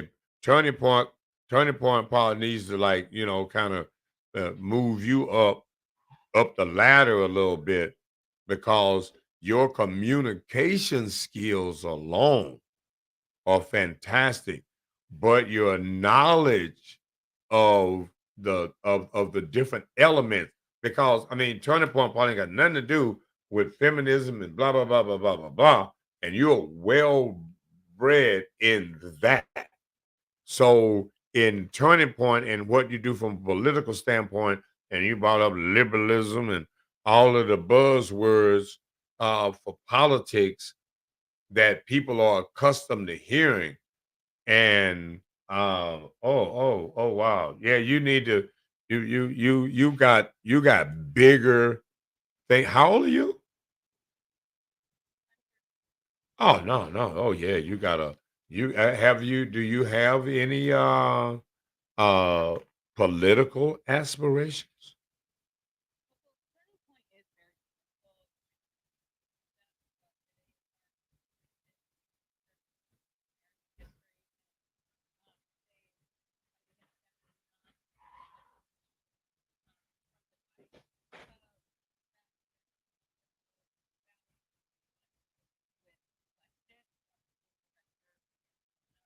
Wait a minute, what was that? What was that? You what?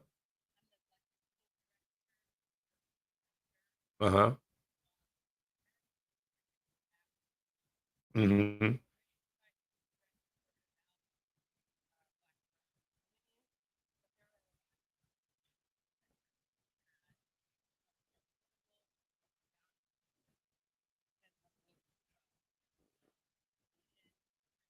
Hmm. Now, that being said, uh, as a part of Turning Point and spreading the word, do you create any events or coordinate any events other than I would imagine when you show up to one of these events, Turning Point foots the bill for you to get there for the entry and stuff. What what are there any since you was at a hip hop event, are there a battle rap event? Are there what's on the horizon? What do you have planned? What do you have your eyes set on for an upcoming event that you think would be a good fit, or you've got your eyes on?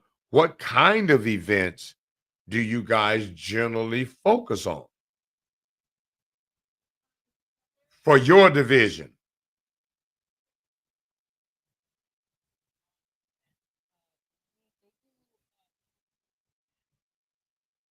Hmm.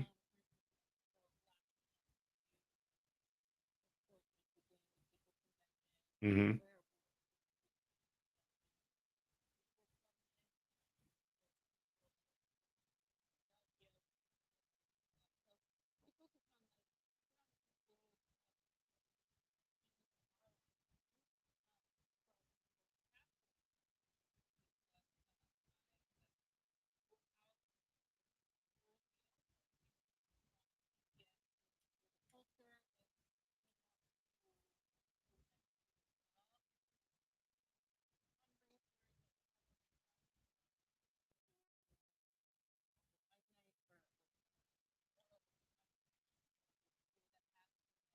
Oh yeah. Now when is that? Where's that?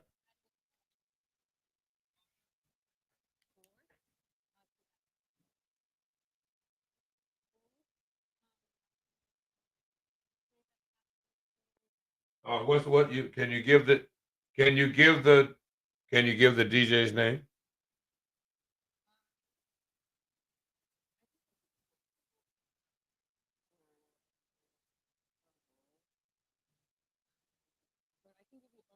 Yeah, yeah, yeah. Send me all the information. That way I can promo it and stuff. All right. Go ahead.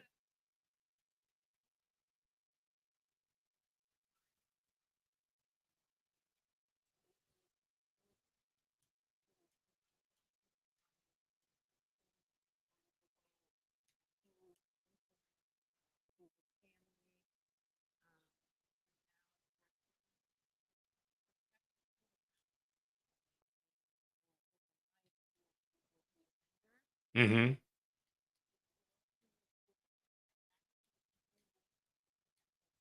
Now what we can do then is She says August 24th is coming up. It's coming.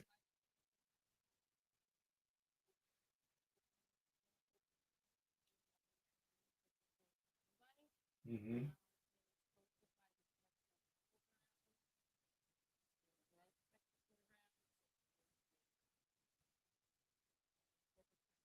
Hmm. Right.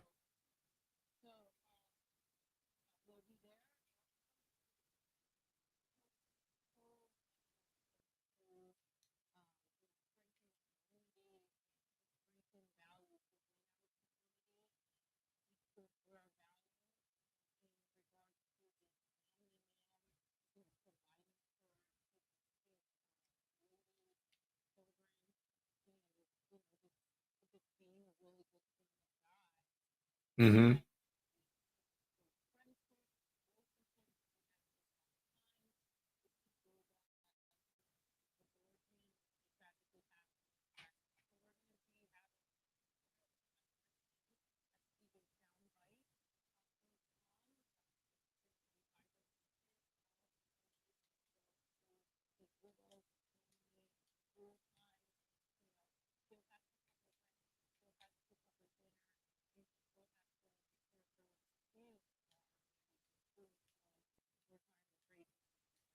Okay, so now what we can do is um put together a, like, let's see, a flyer, and that may have some audio to it, that what it is, this is for, you, well, turning point will be at blah blah blah blah blah, for open mic to support blah blah blah DJ, soundbite, da da da, in a 30-second uh commercial ish, and it can be a little over 30 seconds, doesn't matter, because I can air it on the TV side and the radio side of our station. Our ads are like a buck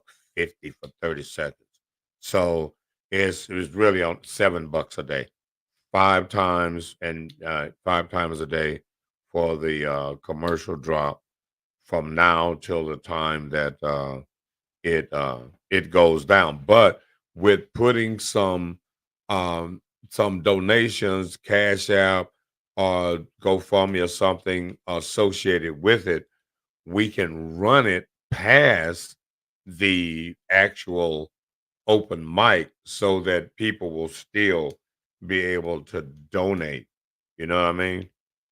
So think about that very inexpensive way to promote it, and then on my podcast I'll put up the flyer on here, so for the event.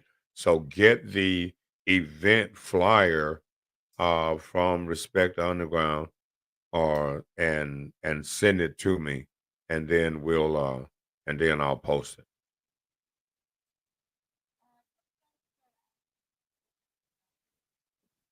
Okay.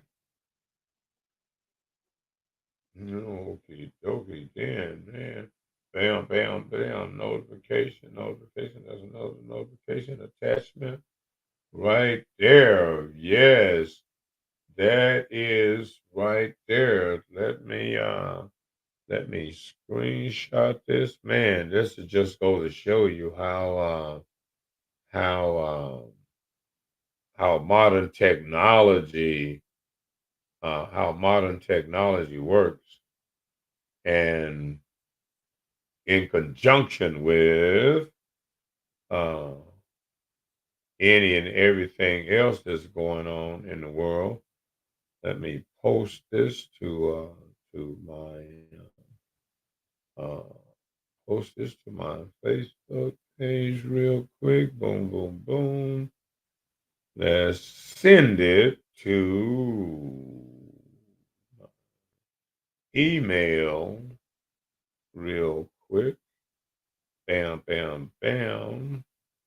Uh, event. Do. Uh-uh. And then let's see if I can grab that real quick. See how long it's gonna take to send. iPhone, AT&T. I thought y'all was. Can you hear me now? No. And stuff. Yeah, I was out there doing the whole AT&T deal. Can you hear me now? And stuff because I have it's the worst freaking service and stuff I have ever had. I had better service with Metro PCS. These folks crazy and stuff. They ain't doing the most.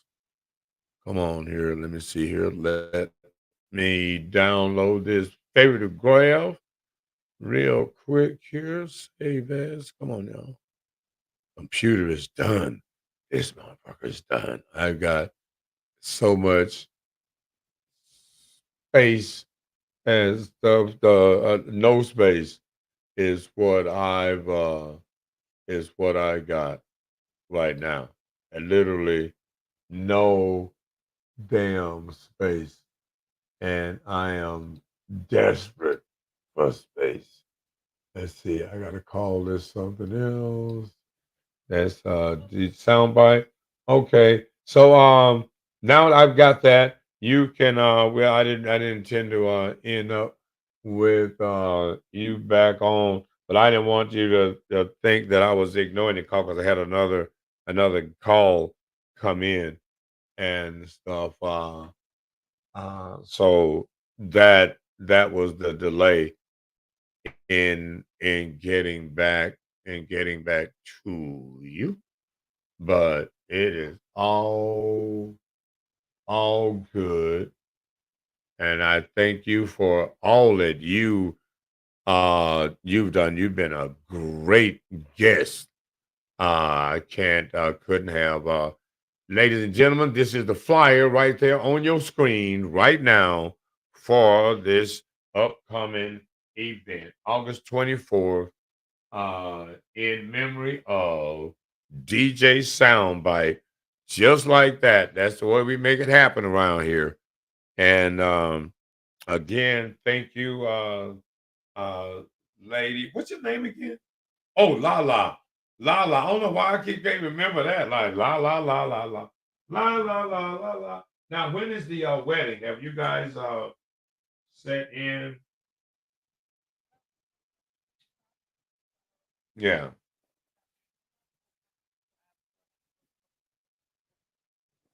Oh, where is he from?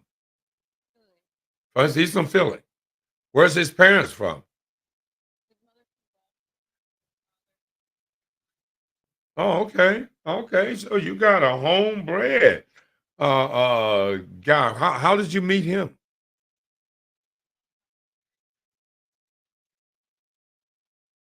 Right. Okay. What y'all just stumble upon each other at the grocery store? What happened?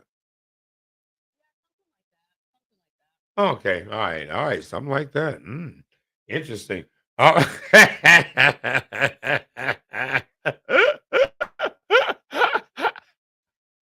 No problem. Thank you.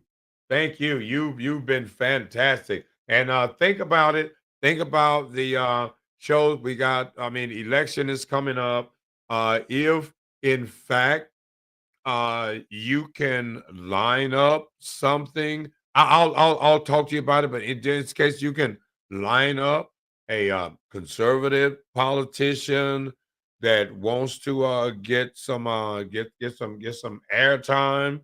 Well, Turning Point can kind of set that up, or you can set up like a panel of would be politicians that's trying to get our attention in November.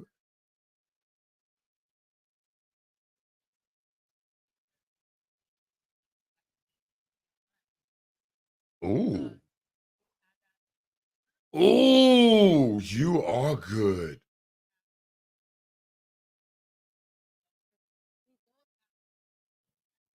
Well, That's what we would think.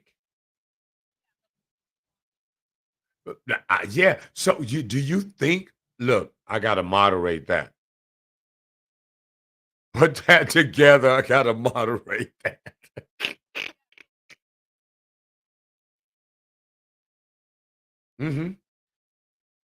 Yes. Okay. All right. No problem. Thank you so much. Yes, we will. Bye bye.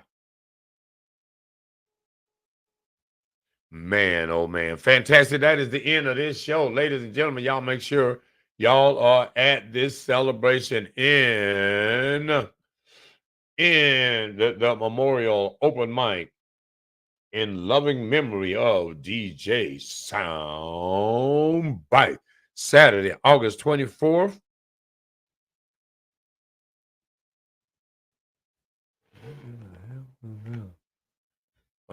24th, 5 p.m.